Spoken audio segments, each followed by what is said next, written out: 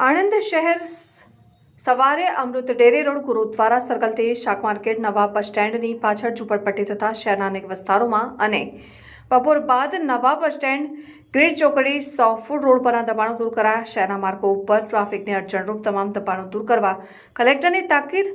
શહેરના માર્ગો પર છેલ્લા 2 વર્ષથી તમામ માર્ગો પર ફ્રૂટ સહિત ખાણીપીણીની લારીઓવાળા આડેધડ દબાણ કરીને ઊભા રહેતા હોવાથી વારંવાર ટ્રાફિક જામના બનાવ બનતા હતા. તેમજ ક્યારેક દબાણોને કારણે અકસ્માતના બનાવ બનતા હતા. તેને લઈને આણંદ જિલ્લા કલેક્ટર દ્વારા રોડ સેફટી અંતર્ગત શહેરના તમામ માર્ગો પરથી દબાણો દૂર કરવાની સૂચનાઓ અપાઈ. આણંદ નગરપાલિકા દ્વારા આજે સવારે અમૂલ ડેરી રોડ ગુરુદ્વારા સર્કલથી શાક માર્કેટ અને અમૂલ ડેરી રોડ નવા બસ સ્ટેન્ડની પાછળ ઝૂંપડપટ્ટી તથા બપોર બાદ નવા બસ સ્ટેન્ડ ગ્રીડ ચોકડી 100 ફૂટ રોડ સહિત શહેરના અનેક વિસ્તારોમાં દબાણ હટાવવાની કામગીરી હાથ ધરીને વધુ લારી ગલ્લા ઉઠાવી લેતા માર્ગ પહોળો બની જતા વાહન ચાલકો રાહતનો અનુભવ થયો છે.